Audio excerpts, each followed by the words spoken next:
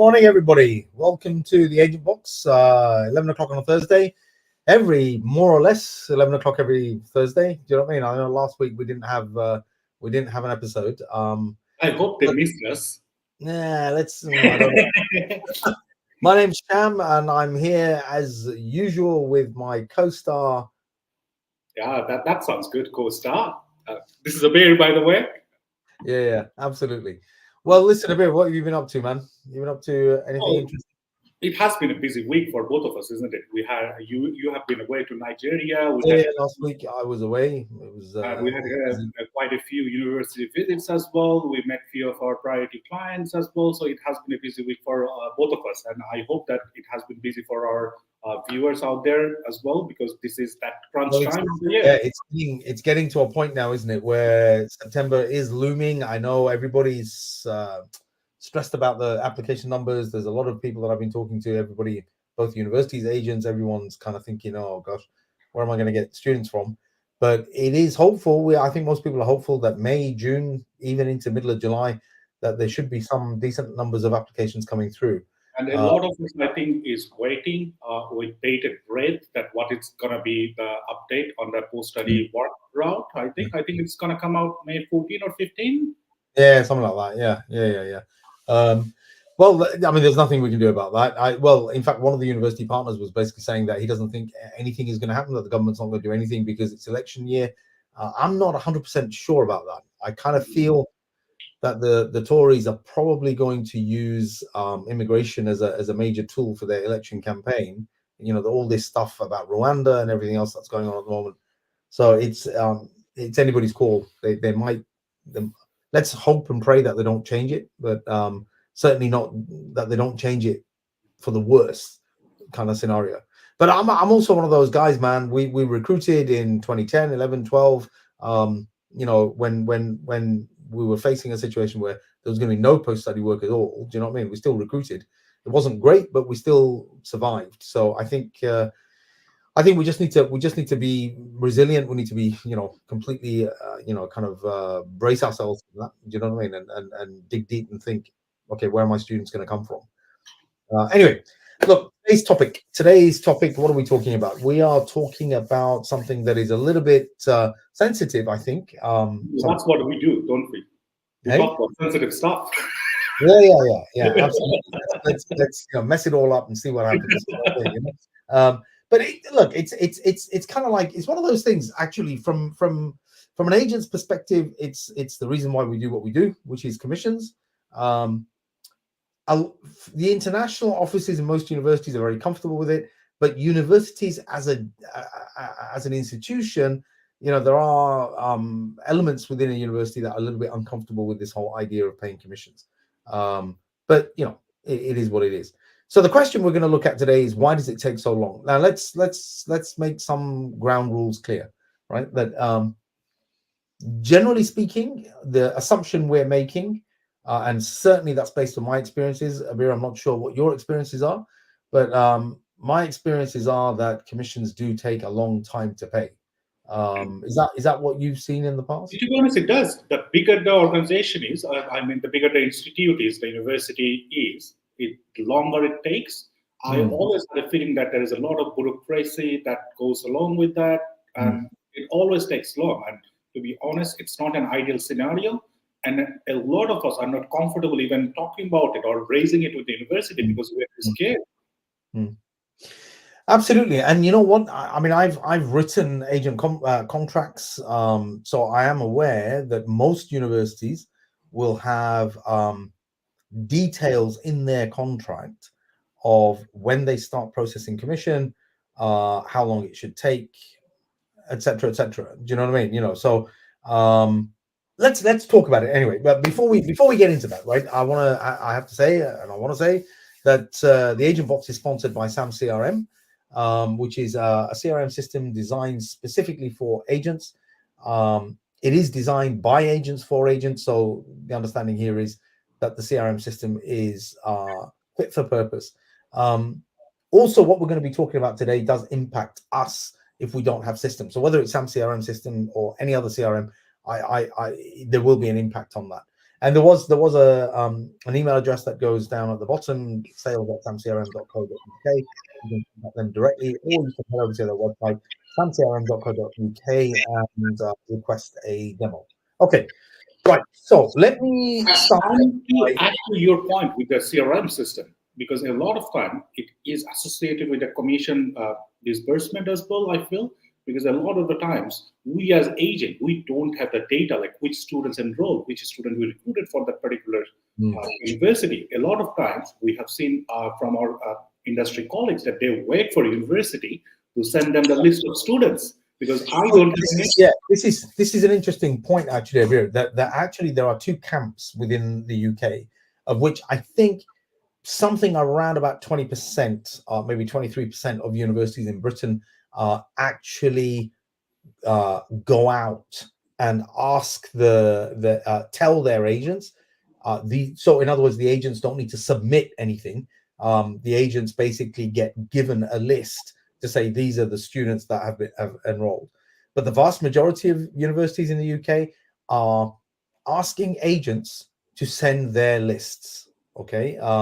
Now this is where the problem can happen, and I've had a lot of experience on this issue, where agents, they don't necessarily, well, there's two types of agents. There's one agent that basically will say, right, okay, these are the students I think have enrolled, here you go. But there are also agents, and I've come across these agents, where they will almost send you a list of everything that they've got for that intake. Anybody who's ever talked to them about that university or made it up, and that can be quite frustrating. But I want to just give you an insight from the university's perspective, and then Abir, maybe you can talk about how agents interpret that. So from a university's perspective, okay, usually there is one person in the entire institution that is going to do commission payments. Okay, it's let's start there, right? So there's usually one guy that does it, and that person, may or may not be a senior person in the team. Okay, there could be junior members of staff that are just given the job of processing commissions. The commissions are done manually, by and large, in universities. In universities, Even in 2024, they are doing it. Even in 2024, man, there are no sophisticated systems. By and large, there may be the odd university that is using a sophisticated system, but generally speaking, this is a manual process. What do I mean by that?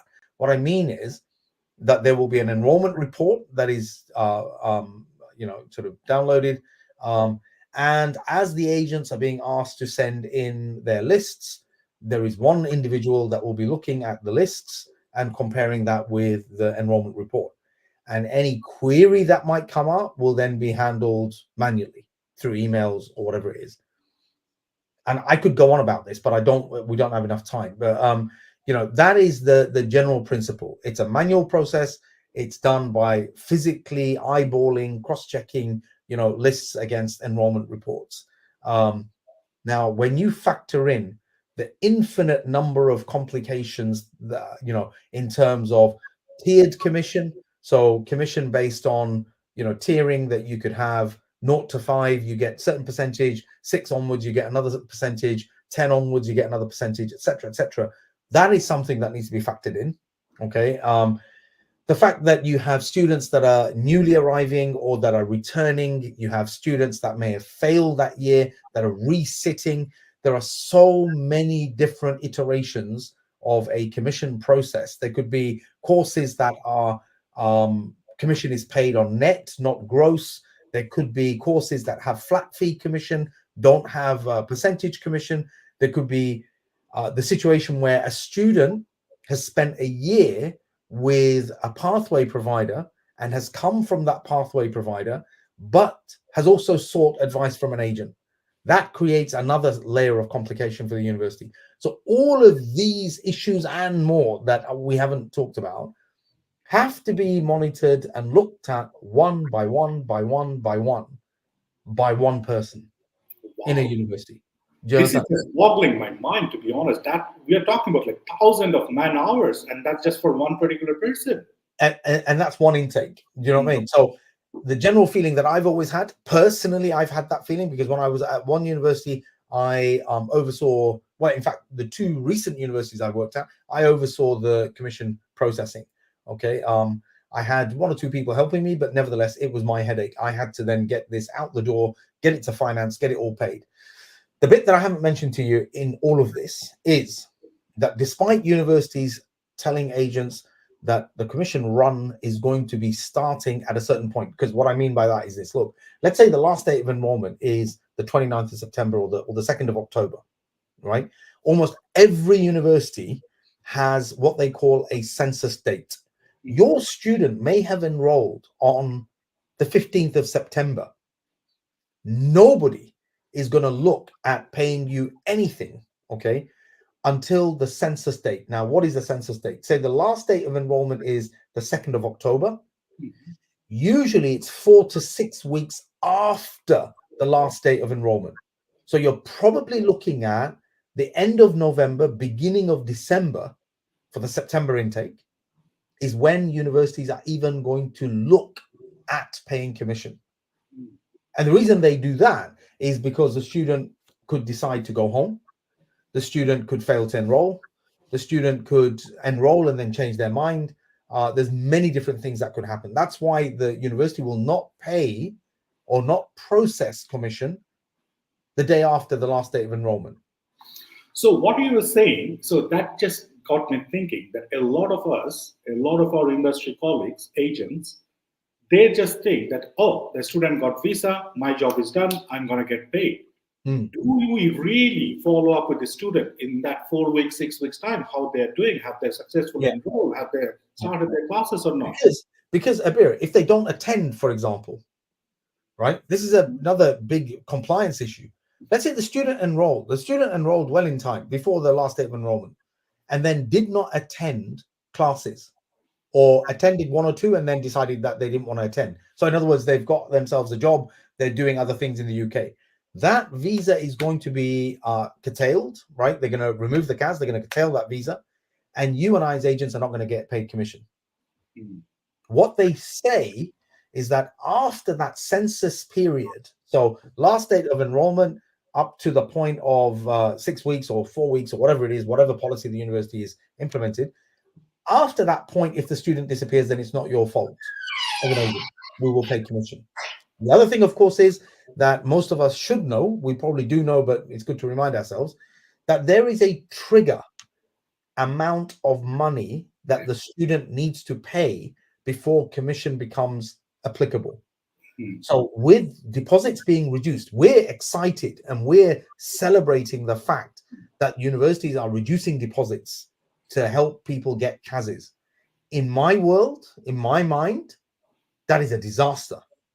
Because what's going to happen now is students are going to pay £2,000-3,000, right, to go get a visa to get their CAS, and then they're going to get a visa. And then when they get to the UK, we're looking for, as agents, we're looking for payment options. Do we have payment plans? So the student pays less deposit, then goes to the UK and has lots of payment plans. Then we're not getting paid for the next 6 to 8 months because the university is not going to pay us until usually 50% of the first year fee has been paid up. Most universities will operate on that principle. So if your fee is, let's say, I don't know, 15,000, they will expect to have £7,500 paid to them by the student, and then your commission will come out of that. Okay. Of course, the university is not going to pay out of their own pocket to us. So what you were saying, so like you said, so a lot of us are getting excited. Oh, the payment plan is there. There's a less deposit. We are going to recruit more students. But what we don't understand here, that we getting paid is getting delayed by almost a year in some cases. Yes, absolutely. So when we're talking about commissions taking too long right now, right, where 50% deposits, even 100% deposits are being paid, right, with this introduction of further easing of the payment structure to a year, that we're not going to get paid. Wow. So that's something that we need to think about here as a sector. It's something that I don't think people concentrate. They're far more interested in getting that student in, okay, and not realizing what the impact is. So whenever I'm talking to a student, I'm like, pay as much as you can. It's better for the student anyway to pay as much as they can. But also what I'm not telling the student is it's better for me if you pay as much as you can, because then I can claim my commission. Now imagine companies that are aggregators where you're working with sub-agent networks. You know what I mean? A lot of these sub-agents are reliant on that money coming through just to keep going, just to keep the lights on, and you're not able to pay them because you haven't got money. You're going to lose credibility in that market. At the same time, that also raises another compliance question in my head. Because for a UK visa, as we all know, you have to show the funds available to you for 1 year's tuition fee and living expense as well, right? Here you go. Now you're starting to talk like a university, right? Or certainly like the IOs in the university, which is you've had to show that money anyway. So why don't you pay it? You've had to show your tuition fee for the first year. You've had to show your living expenses. So if you're a genuine student, why don't you just pay that money to the university? Get it over and done with. You understand? Because you have proved that you have access to that fund. So that immediately tells me that you don't have access to your funds. No. You see, now when everybody's asking for all these, interesting payment options, plans, this, that, and the other, there are some markets around the world that we all know of where getting foreign exchange out of that country is a problem.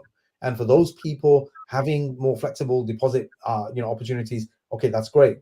But it does create a lot of work for agents because you need to now make sure that, okay, the student has paid that minimum amount to get their deposit. Are they now paying the rest, according to, whatever they're doing? If you don't have a CRM system, I'm sorry, that managing that is just an absolute nightmare. So what's going to happen? What's going to happen, for example, this September is there's going to be a load of claims that are going to come into the university, and the university is going to look at those student numbers and they're going to say, right, yeah, they've enrolled, but they haven't triggered the commission payable because their deposits are too low. So now you're going to have barrage of emails going back and forth. Agents are angry. What are you talking about, man? My student's enrolled. You getting the money from the student is your problem, not my problem. Blah, blah, blah, blah, blah. There's going to be, so the delays are going to be even longer. Okay. And at the same time, like what you mentioned at the beginning of the show today, that a lot of us, what we do, we just send a complete list of application to the university for the university to sort out, like whether they have enrolled or not. I personally would not do it because there are a couple of things associated. Number one, because that is telling my part university that I know nothing. I have no control over my students. I don't know which one enroll. So even though that's not gonna maybe result in immediate termination of my contract, but that's gonna impression that's gonna give my university partner that, oh, this guy is absolute idiot. He doesn't know what he's doing. And at the same time, I'm just, because what you just said, that usually one guy looks after the whole commission process. So I'm going to irritate that guy as well. Yeah, and absolutely. And the chances are. Let me tell you this, man. I have spent years processing commission, right? Not just one or two intakes. God knows how many intakes that I've processed commission for. And I'm telling you, man, it is such a nightmare task that nobody wants to do this in the universities, because it was going to just take hours and hours and hours, weeks and weeks to get this sorted out. You know what I mean? And then you've got this email barrage that's coming back and forth. Do you understand? There's emails flying around. Oh, this happened. What about that student? And let me tell you something else as well. One of the universities I worked at, almost 100% of the time, every student that didn't match up. The agent sent the list, and I'm looking at what I've got, and it doesn't match up. Almost 100% of the time is because the student didn't enroll. Whereas then there's agents complaining, oh, the student's not been tagged. There's all that tagging conversation that happens at that period as well, which is another whole nightmare that is being managed at the same time of commission processing, which is that agents, are complaining that the university hasn't tagged certain students to them. You know what I mean? Now, okay, before I can tag, I need your evidence. I need this, I need that. And, you're trying to deal with that, as well as, process commissions. And it's just an absolute nightmare. And agents at that point do send tons and tons of emails. And I used to say to agents, do you want me to answer your email, or do you want me to do the commission processing? Do you know what I mean? Which one do you want? Keep sending me all of these emails, no problem. But your commissions are not getting done, right? Because I'm here. It's like a natural human reaction. If I was that guy, if some agent sends me that incomplete list or like keeps following up with me, I would be the one like, oh, I'm going to look at your cases at the last when I have done all other ones who is not irritating me. I'm going to look at you at the last. So that also increasing the See, this timeline. is it. This is it. I think the thing that we can do as agents, now let's not finish this on a negative, right? The thing that we can do as agents, right, is to be absolutely on point with our lists, okay? That I know exactly which students have enrolled at which university. I know because I've checked with the student, they have completed their enrollment, they're happy in class, absolutely everything is good. And I've got a CRM system or a system that I can, absolutely tells me what's happening. And if I look at my contract, I know when is the date or the census date. So I've explained to my finance teams that, look, you know what? There's no point chasing for commission until that date is triggered. Do you understand? Then you have got the chance of putting a little bit of pressure on the universities. And look, let's not forget, right? The universities do have a responsibility. Those that know us, they know that, SAMS, for example, have a product called SAMS Pay, which is designed specifically for universities to process commissions. And it is something that universities are talking about more and more and more. And I'm hopeful that there will be more universities coming on board. We recently had a very big Russell Group University, come on board. We're chasing other, sort of leads as well, and people that are, it takes a little bit of time in universities to go through all the different checks and balances. But with this processing software, when I used it, when I used SAMS Pay at one of the universities I worked at, we went from something in the region of about 8 to 9 months to process a September intake down to 3 weeks. 80%, 80% of our commission processing was done within about 4 weeks window. Wow. We had a target that we wanted to process all of this before Christmas, and we hit that target without a problem. Because there is another issue as well. When you're thinking about a September intake, the fear is that this is going to spill over Christmas. You've got 2 weeks shutdown over Christmas, and then before you know it, the January intake is already happening. Now imagine the knock-on effect of processing. So the January intake isn't going to get processed until June. You understand? By the time you finish what's actually going on, maybe July.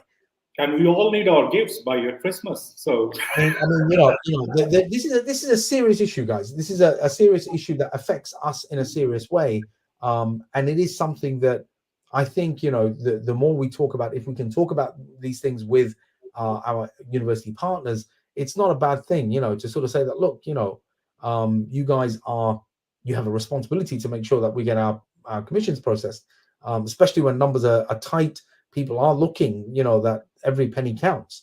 And as competition increases, of course, every penny counts. And that's why we do what we do. So it is something that I think we need to talk about. I think we need, as agents, we need to talk about it. We need to be open about this. And we need to be able to open a dialogue with our partner universities to say that, look, what are you guys doing in order to help us survive, and make sure that we're paid on time. And what do you need from me? What do you need me to do? That's to change the way that I present myself during that commission period. Yeah. And before we wrap it up, I think it's almost time. I wanted to special shout out to your sponsors, even though we are getting paid to say this. But to be honest, what you just mentioned today about SAMS Pay as well. So what that gives me the idea about SAMS, that it's just not another player in the market. So they're identifying what are the problems in the industry, and they're working rigorously to address those. So kudos to SAMS.